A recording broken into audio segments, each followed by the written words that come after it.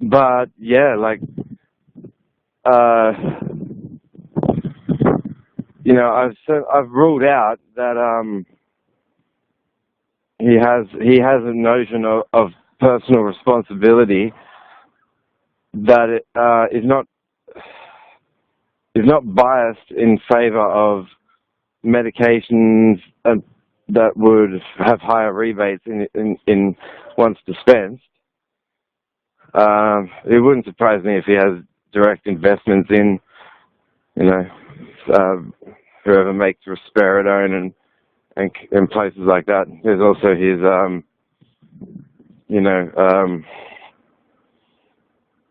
colluding press paparazzi shit. I guess it's that element of him that you see at the conference hosting, playing the game of how to host a murder. He essentially likes to, I got to read more about this Masonic idiocy. It just seems that the Church of Satan themselves has better ideas about modern ways to interpret the Luciferian archetype than this Mason Church.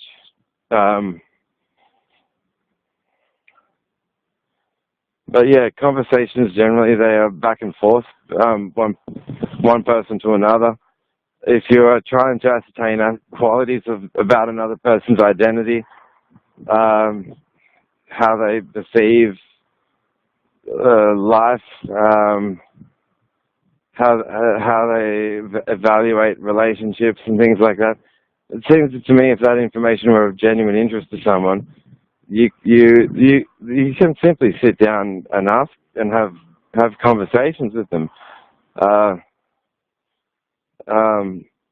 It's so much more respectful actually to do things that way. Not let us violate your privacy for a while and harass you during work hours. Like I said, I wouldn't. Yeah. In Roger's case, I was directly silent in return, and then one day I felt he'd crossed the line one too many times, calling me out of the store after a weekend. I was on a Monday at Hughes, and I pretty much said to him, like, the consensus he seemed to have gathered from that conversation was, he said, what you do in your own time is your own business. And I felt like saying, well, you're damn fucking right. In fact, what I imagine and dream about, that when I'm sleeping, that's my business. I wouldn't be. Not only would I, if I was their manager, I wouldn't have an interest in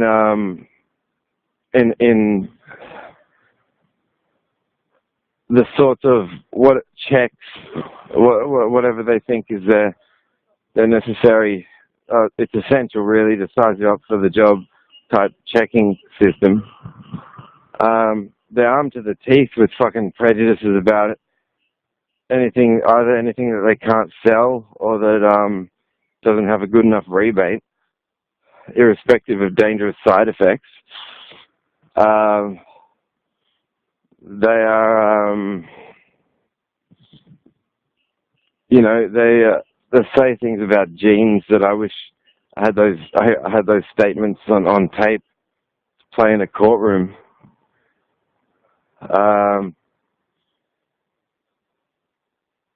But yeah, I've now seen and experienced it all for myself this decade that you can be a complete, not an idealist who has philosophies to teach people.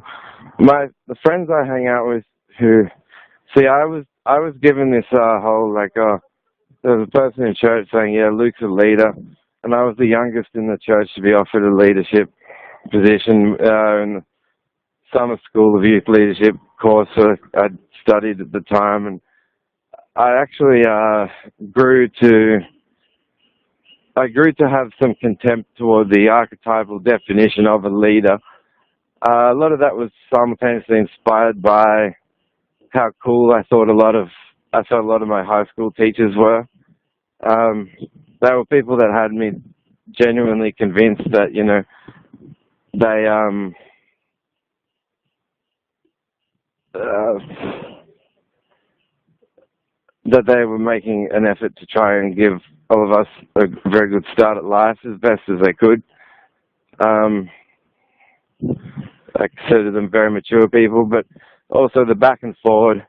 I hated the dogmatic streak in my youth pastor, and so, you know, statements of his like, just convert them. It doesn't matter how. Make sure they've declared Jesus as their Lord and Savior. I don't care how you do it, just do it. Well, like it's like, yeah, it's like my youth pastor was the douchebag to. I should have spent another 6 months prior to going and looking for a job, or I should have not helped catch that shoplifter or something, so that I didn't cross paths with them and work for them. Because I truly wanted. It means more to me than having a car. Is self-control and willpower and existential. Uh, thinking about existentially relevant ideas and not Bronze Age theistic, totalitarian rubbish. But so as a leader too, so when I was a leader of primary school dudes, I I worked to make sure that they didn't think that Luke's the leader, so he's sort of there were criteria for like a teacher gets lesson criteria, so like make sure that the students pass this amount of material by this amount of time. I had something similar to that, where there was sort of curricular laid out material and key questions like lessons, illustrative lessons, things like what do you think this parable of Jesus means, or why it's significant, and but even yeah, I tried not to make sure that I was feeling any like I'm their leader, so aren't I cool because I'm a leader? Like I didn't even want that sense in their minds, um, because I'd noticed that the more laissez-faire, it doesn't mean you're avoidant in achieving the goals laid down in the modules of that you study through as a group. It just means you don't have any sort of rote learning. I'm sort of offended by Michael Zaba, Mum's husband. He sort of speaks with pride about being rote learned, and it's more or less just about drumming. It's dogmatic and authoritarian. It's sort of like, well, I've remembered this. I merely remember this. You might completely lack justification, understanding, epistemology, axiomatic justification, chains of reasonings that lead to an idea and give it merit. Um, it's like would you, if you could teach a parrot in a cage to, you taunted it with crackers until you got it to say Jesus is Lord in its cage. And like, Jesus is Lord, Jesus is Lord. And that would be sort of like the type of, all that parrot has done is memorize a sequence of sounds. But if the people in your group, and it applied to the peer support leadership in high school, when you're a peer support leader in grade 10 for peeps in grade 7 to welcome them to high school. You don't try to flaunt status, I suppose. So yeah,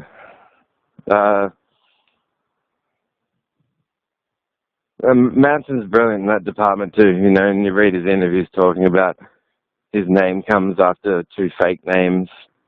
Marilyn Monroe wasn't her real name. It was Norma Jean. Charles Manson wasn't his real name.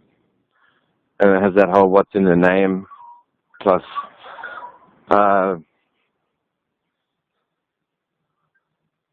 yeah, anyway. It's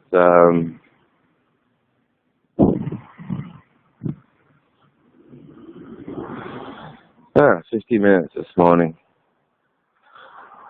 50 minutes with Luke on his douchebag brick. Telstra Boost brought to you by Telstra Boost brick phones. Have a nice day.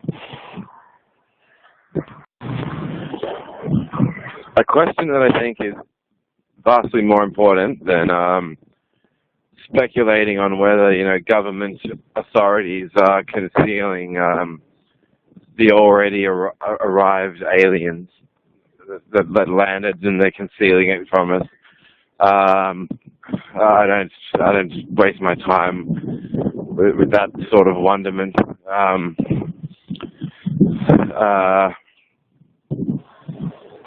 Or even at this point, the question of designing essentially conscious robots, artificial intelligence.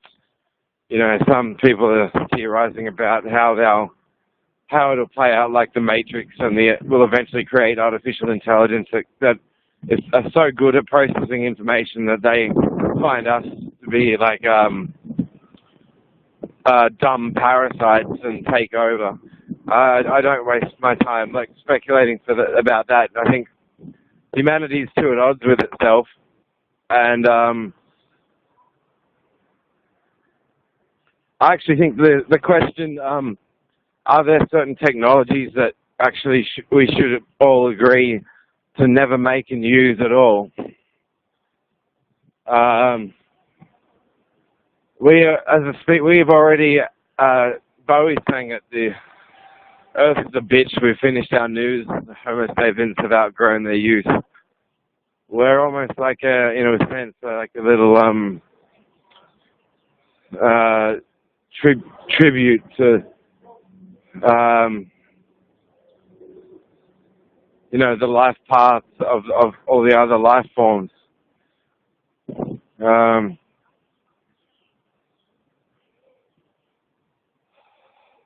But yeah, you know, not only is the rate at which technology increasing, but there's like a double whammy that Sam Harris talked about. We can't exactly calculate the rate at which technology will be increasing because of how fast it's increasing. So should certain technologies, in Star Trek there was a thing called the Khitomer Accord. The Federation had worked out a way to travel in space by warping space in a way that could help them get from location A to location B at amazingly fast speeds. But the problem they found was that it was causing damage to space itself and could damage stars and interfere with other planets that way. So, like the technology was also like a pollution. So that all the species got together and said, well, let's swear never to use that type of space travel ever again, out of respect for taking care of space, deep space. So I see that as like a metaphor for like what sort of technologies can be designed or will be designed.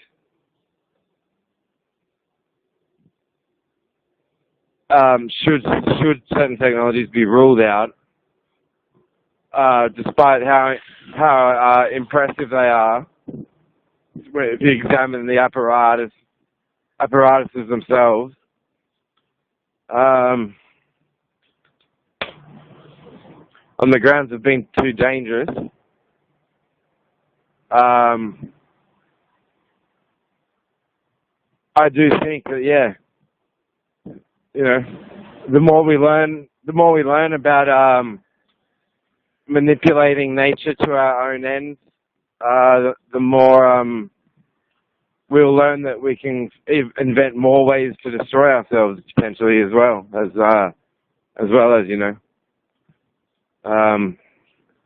the new like hover tram that goes from Woden Plaza to Disneyland in 2035.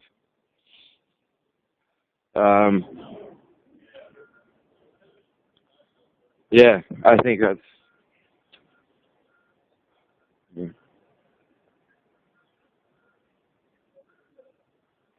isn't that a good thought, Darth Radar? And yes, people with more integrity do know what you're capable of.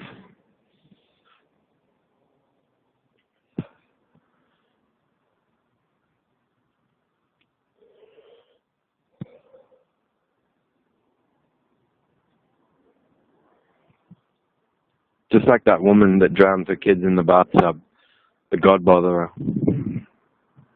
Roger's really just like a...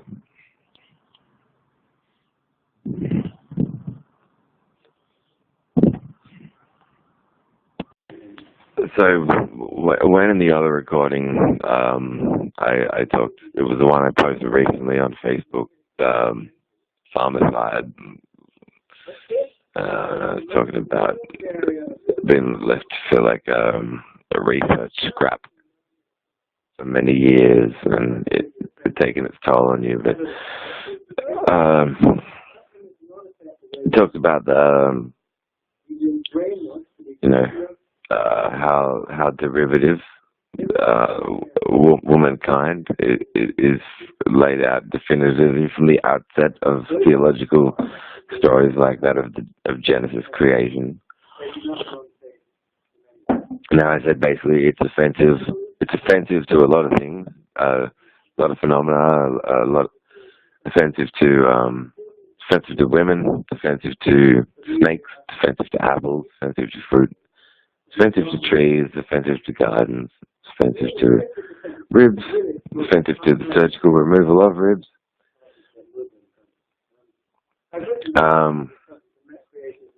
The way in which the Bible will have the role, the definitive role and scope of the woman is to be secondary to the first and most blameless and sin-free of women.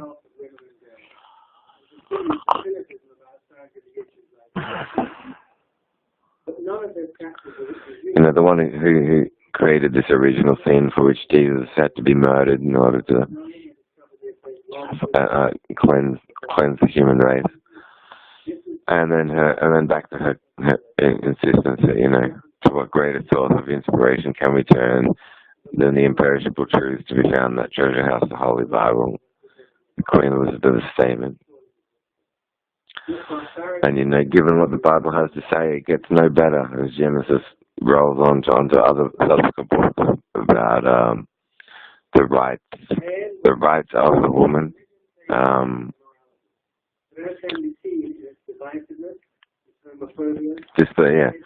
The links. They want diplomatic immunity for a dogmatic dogma. Couldn't possibly be our religion that led to this horrible senseless act. And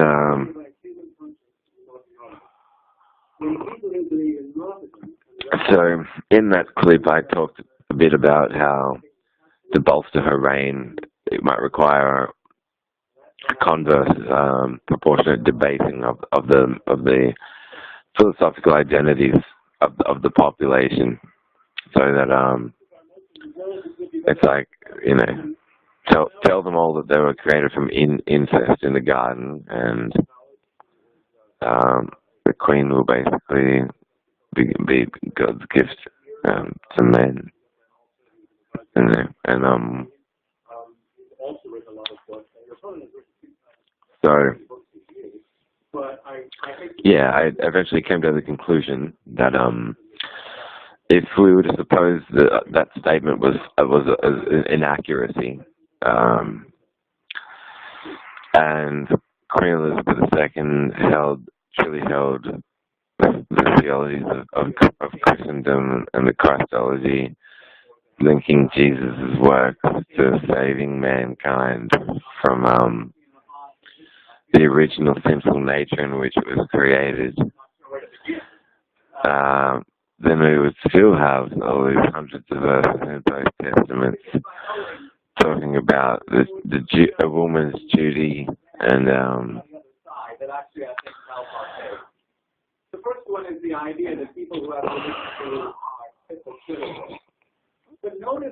basically I thought, well, let's grant for the sake of assumption and hypotheticals that she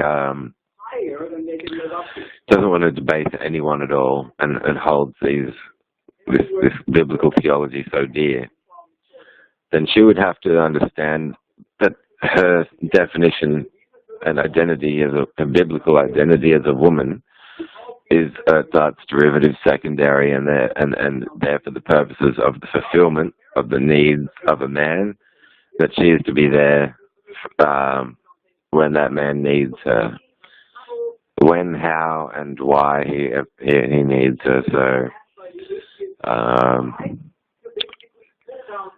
that leaves us with the immediate question then, or as Queen of the UK and here,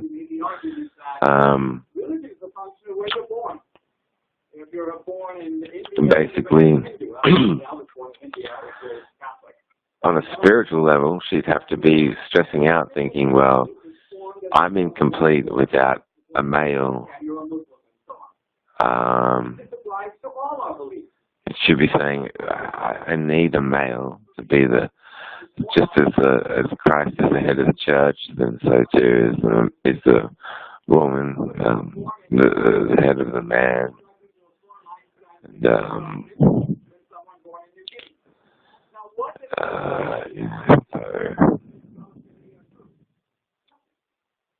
the fact of your birth is irrelevant to the merit of the idea. So there's a kind of sleight of hand here. You have to judge the ideas by their own merit. Now, where was I? So yeah, let's say she believes it all. All the Bible will teach about what a woman is and her significance, which I find to be very, very sexist. So if you try to say I'm being harsh in talking about the Garden of Genesis, of inbreeding, of incest, Genesis,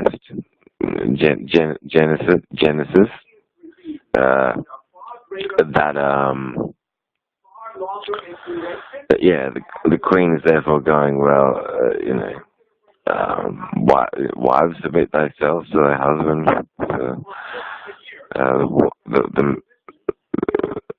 The husband is the head of the wife, just as God and Christ is the head of the church, things like that. Well, if she really believes and bought into that, I didn't figure it for cold.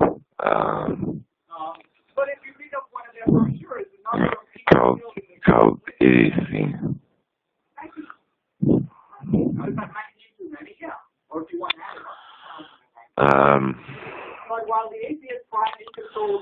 Either she's not trying to debase the population by insulting the rest of us with the ideas from biblical Christianity, which are not only not true, but anything from dangerous to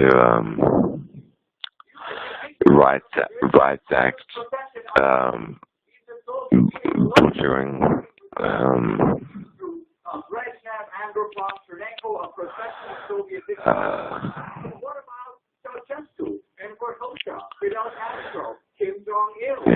because what becomes taken for granted is that these are biblical texts. Look at the fact.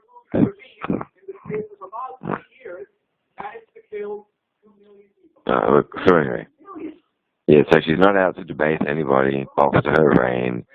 She's looking to pursue the truth she knows it philosophically. I've already pointed her in the way of numerous other writers. I'd only be happy to share this sort of thing with her.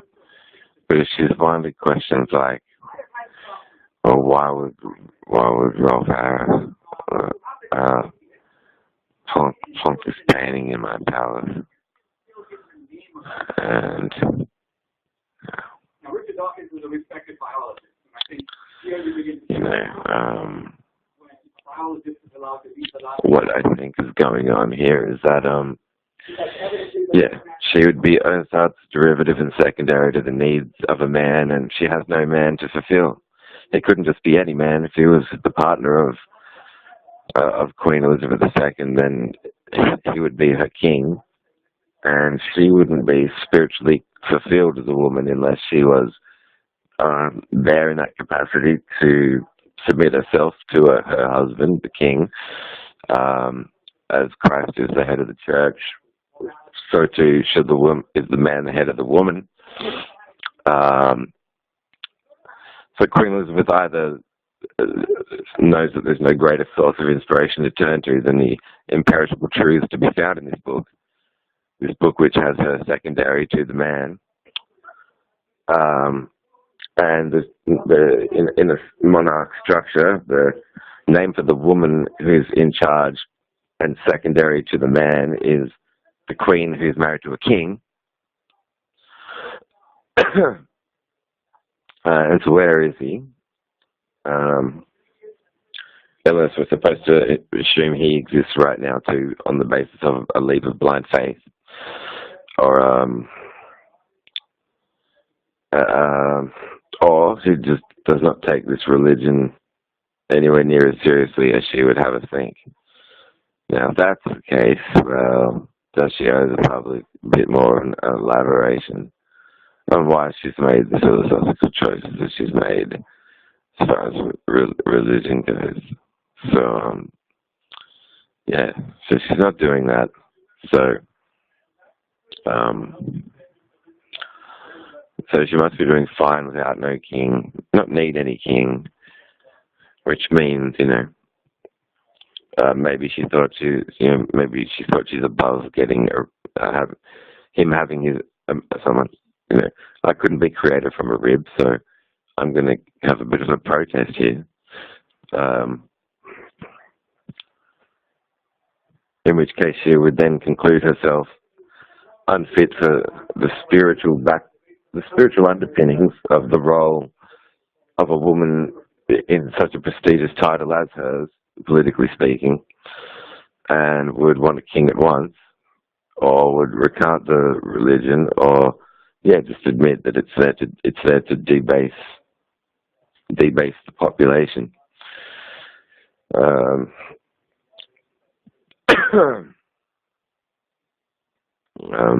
And that's pretty much what I think that could be boiled down to.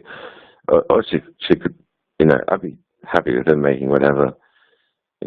I've loved being single for the majority of so many years that I've been single. Obviously, everyone wants a partner. Well, not everyone does.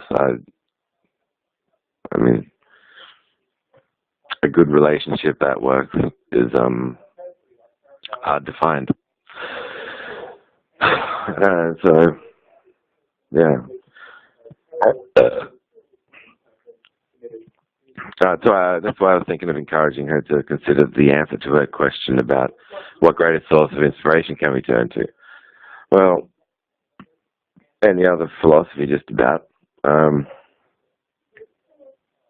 That'll at least keep you entertained and mentally stimulated as you read these incredible philosophical works by an ensemble of other thinkers.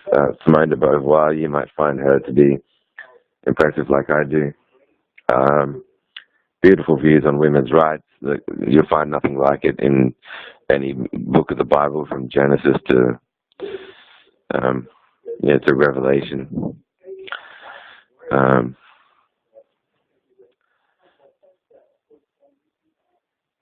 But yeah, unless she believes there's more to her than her value intrinsically as an individual, then the Bible has the potential to even advertise this prospect to her. And she doesn't have to go as far as to enjoy burning Bibles the way I do. But I'm just saying she obviously has to think of all the lands of which she rules, and has all her face embossed on all the coins, and go, well, what's the best way for me to stay true to my beliefs and perform my role? Questions that would be relevant to her in her predicament. She'd have to be asking herself, like, would my leadership be better and of a better quality if I was the accessory to fulfill the needs of King, King whoever she may wish to choose from.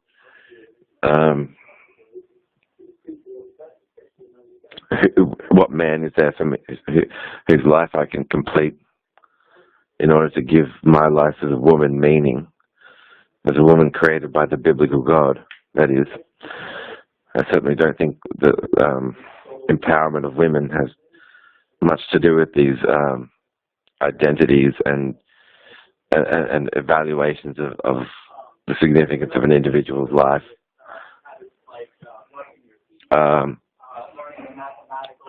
That the Bible endorse such views that are mandated in the biblical texts. But she's the one saying, to what greater source of inspiration can we turn to than imperishable truths? Imperishable truths. Not, I watched the 60s a bit, but bras were burnt. I would occasionally wear my first girlfriend's bras, and I didn't mind it. I admire her being immersed in Christian dogmatic theology, and yet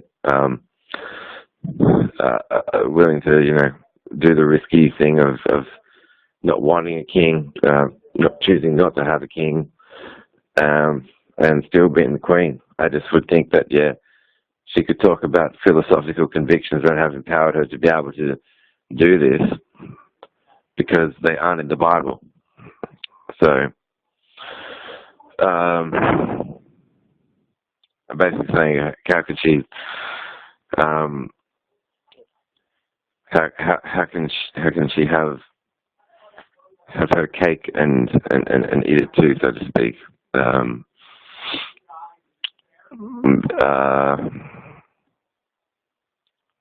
Because in her mind, wouldn't her logistics be telling her, I'd be a better queen, a nation state leader, if I had a king whose life I could fulfill, and wouldn't it renew the strength of the monarchy's political power structure?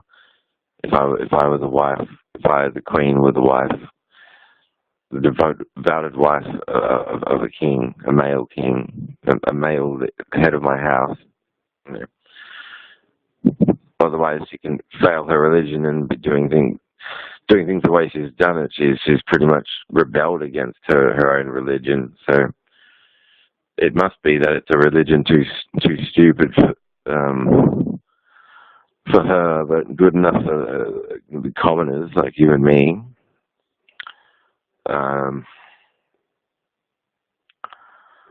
So explaining how she's pulled that one off. I'd love to read her say more about that.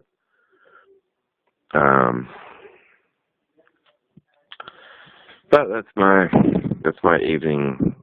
Sweet dreams to Buckingham. Peace. Thus, as I have already argued and explained a number of times, it is possible for an Antichrist to be and also an acknowledger of having some respect for Jesus of Nazareth, the person, and who he was and what he stood for. But that's possible. But titles like Martyr and Savior, Messiah or Savior from the Bible, from Christianity, or Martyr from Freemasons.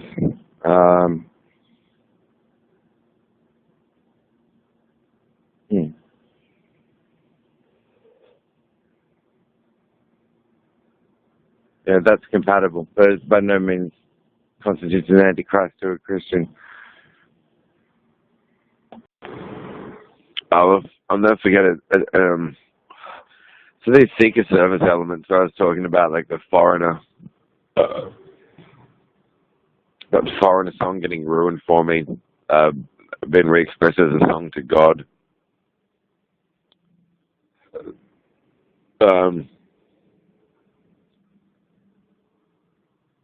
Seeker services did prove one thing to me, which was that, see, their outreach initiative has to bridge the secularity of the event, so that when they say, do come back again, those that attended that are non-converts,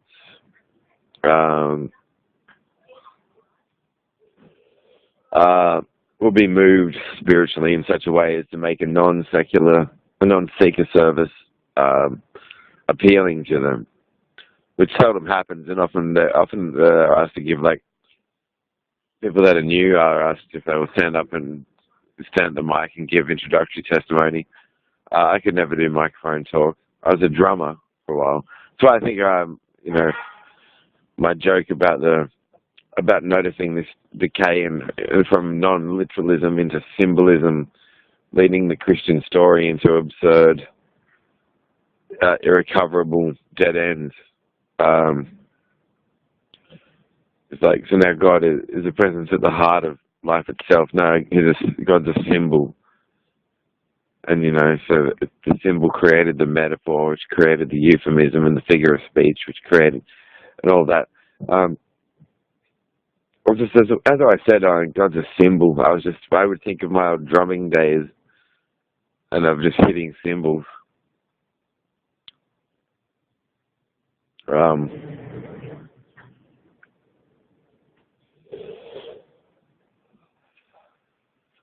But yeah, this particular dude stood up and took to the mic, and he was asked just to tell us a bit about his life story or whatever. And instead, he just said, "Satan," and this like whiskey, husky, demon voice, which is like, well, anyway, he clearly didn't have a great deal of respect for, unless he had picked the wrong church. But confusions like that don't often happen when it comes to, I can understand interdenominational misunderstandings like that, but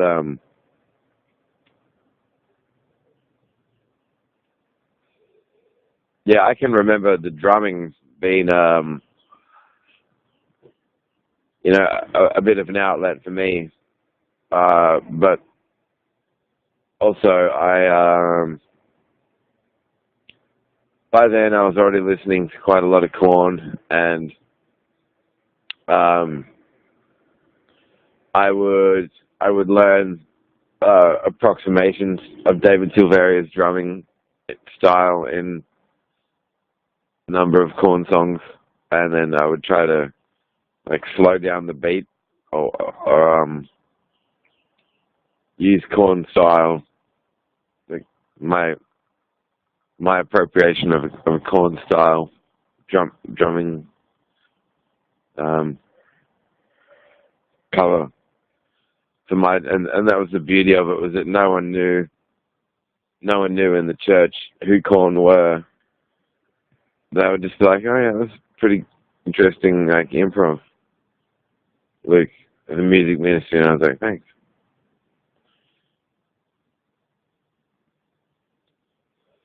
But I mean, if wearing a live rock band, you get told they're a satanic band because live spelled backwards is evil and things like that, and facetious claims. But it wouldn't be the last mob to introduce me into facetious claims.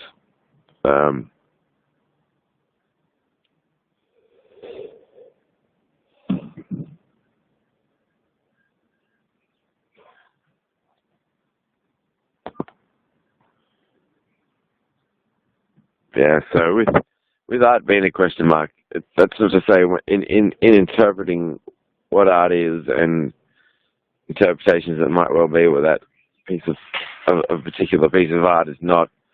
I mean, you don't say that the Mona Lisa is, you know, the face of a woman, unless you've got some sort of sponsorship from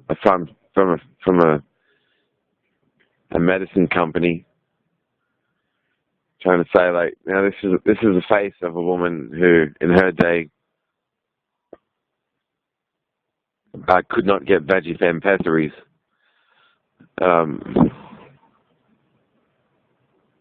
Or treatment for dry vagina.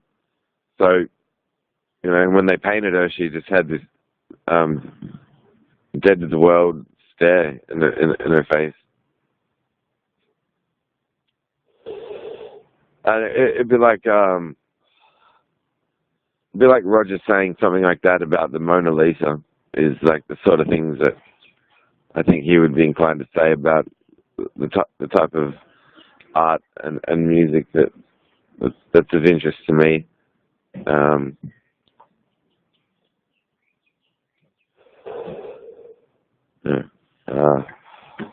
So yeah, just as I would say that the Mona Lisa having that straight, not it's not even a smirk or dimples or anything. It's not even the beginning.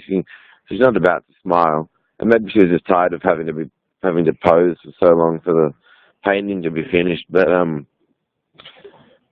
trying to say, yeah, though art be a question mark and subject to interpretation, I don't think anyone would do anything but either take offense to all this comedy involving feminine hygiene products, or tell me that I dare say you got the wrong interpretation, a wrong interpretation of the Mona Lisa, and I'd go, yeah, fair enough. Will Roger Toll have the wrong? Well, he'll probably have until the Mona Lisa is like a pictographic monograph or something. Then yeah, in his line of work, he'll have incorrect interpretations of the Mona Lisa too.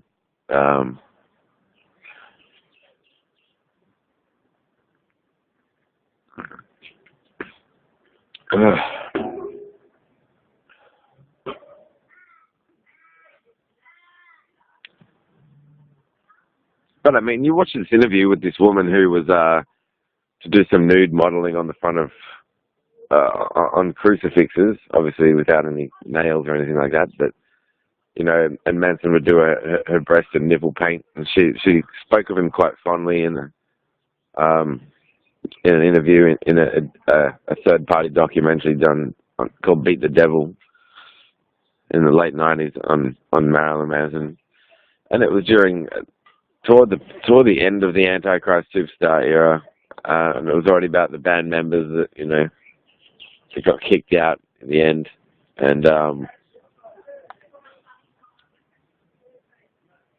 you know, it was before the Bowie-esque Ziggy Stardust influenced album Mechanical Animals had even been complete.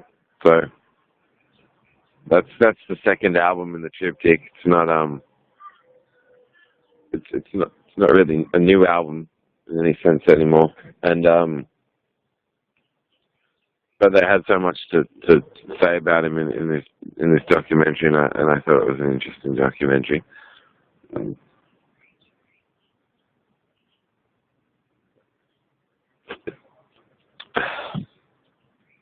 Yeah, I happen to know. It's like, well, the sort of existentialistic stance he took in talking about art, and Bowie was doing something similar at that same time in the 90s, was freely admitting in interviews to draw on nihilistic and existentialistic themes in his portrayals in music videos of film clips for certain songs. Although he would say that there were nihilistic and existentialistic arcs on entire album, in like those whole albums, not just the not just the selected key songs for music videos.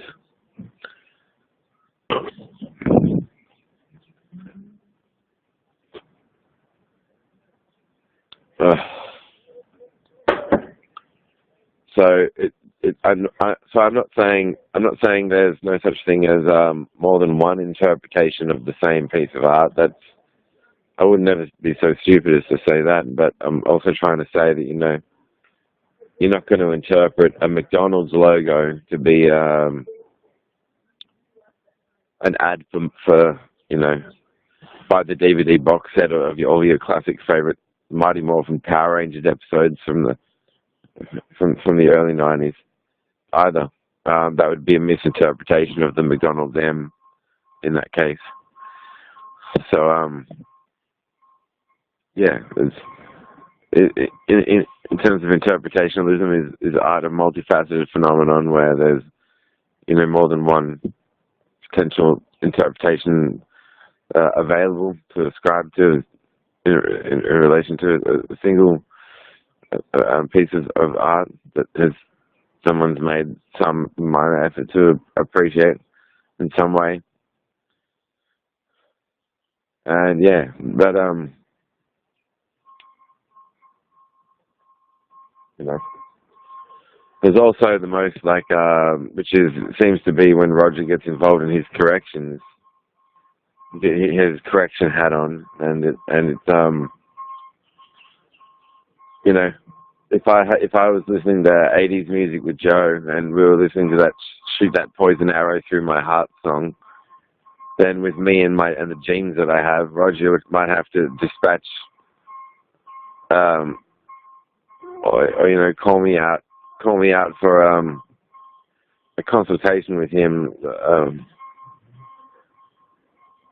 and say, look, I just noticed, you know,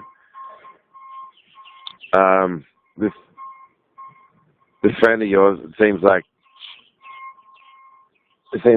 she doesn't have archery, and you wouldn't take any toxic poisons from the pharmacy dispensary extemporaneous ingredients to make in order to be able to apply any to an arrowhead, to say to her, you know, shoot a poison arrow through my heart. If what you say is true and you had these horrible adverse reactions to those administered antipsychotics, and we hear you, and you have the goal to play music about singing about how, like, someone's asking someone to shoot a poison arrow through his heart, and you know, you said your heart was felt all kinds of uncomfortable when you were under, you know, and then you looked up the side effects, and I was like, yeah, why don't they actually talk to you about the side effects when they're too busy, you know, injecting you by force? Why don't they bother to inform you on what the side effects are? Why isn't that part of their, like, quality care? Like, well, we have a duty of care if we're going to force a substance onto anybody. I reckon that should happen to anyone, especially if the substance has been forced into their system. It's like, well, this business is forcing substances into people's bodies. The substances have a whole host of potential adverse effects, and they're the topic. It's a topic of like Richard Whittaker Robert Whittaker. Sorry, he's a writer and he does debating, and he's written quite a number of books on, you know, a chemical imbalance that's caused by the use of antipsychotics. So I'm amazed that they want to be so gallant as to go so fascist, really, to go so far as to say, well, we're injecting it with these substances, it's not that they have no side effects yet, but you haven't asked and we haven't felt the need to tell you. I'm like, well, the fact that, I could ask not to be on the substance or be reviewed as soon as possible, and you'll say, yeah, but in the meantime, we've got to force this. What is it? Unless their theory is for the therapy is that stop the heart from beating and whatever hypothetical psychosis component there was to this person's character. If you stop the heart moving, then maybe the psychosis will be cured in a sense, in the sense that the patient is now dead. But yeah, Robert Whittaker gets involved in these fairly comprehensive debates about the question. The question of the topical to this debate was the two-part debate. Quite involved.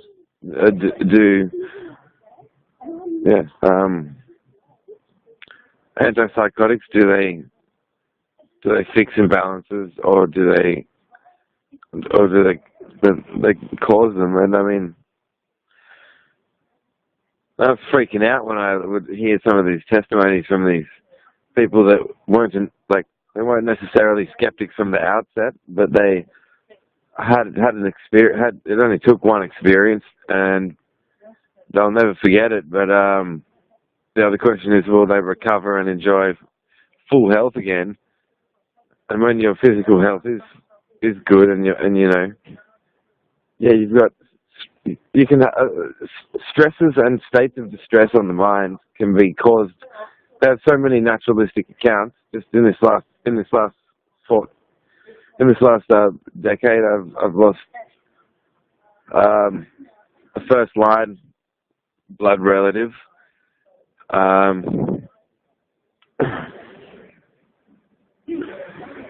My mother's married another Christian male, which always is sort of like going back around the merry-go-round again, or the scary-go-round, because I've never taken kindly to that religion, and my mother being recognized as this bold surviving, and don't get me wrong, I was the first one to see her as wow, being 5 and looking at my mum and thinking, wow, she's a survivor, like she's very brave, and yeah, I'll always remember my mum that way. I mean, I always remember my mum prior to the event as well, and so the devastating elements of 1989 I'll always remember. Mum being sad, saying, I'm sorry, for what this has meant for you, and she bought me a poster of my favorite, pretty much the only Australian eccentric I could come across, which is Yahoo Serious, an Australian artist named by the name of Greg Peed. He only made really 3 films: Young Einstein, Reckless Kelly, and Mr. Accident. And Mr. Accident was more about his stunt work, because the guy's just a bit like Mr. Clumsy in the Mr. Men books by Roger Hargreaves. It's just, stunt this, stunt that. But there were more stunts and less narrative based on an eccentric's reinterpretation of of an important figure in history. So with Young Einstein, it was obviously, that's when I first learned about Young Einstein before I knew who Albert Einstein was. And I took an interest in looking into Albert Einstein, and as a result of the Yahoo Serious portrayal, then Reckless Kelly is a Yahoo Serious portrayal of Ned Kelly, the bushranger.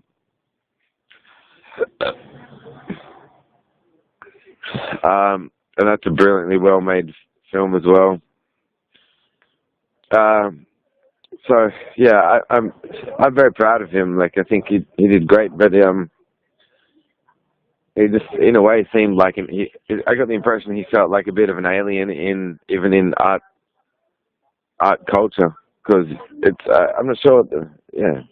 I don't like that it's so easy as stereotypical Australian music. You know, an Australian art appreciator, and they have to like Cold Chisel, and they have to like Fonzie and Barnsey, and anyway, I was digress from that. Rolf Harris, Cardinal George Pell, and Roger Toll were having a three-way conversation about how who thinks they're the more inspiring sex symbol. Two young men in New South Wales and ACT, and you know, they just debate round and round and round.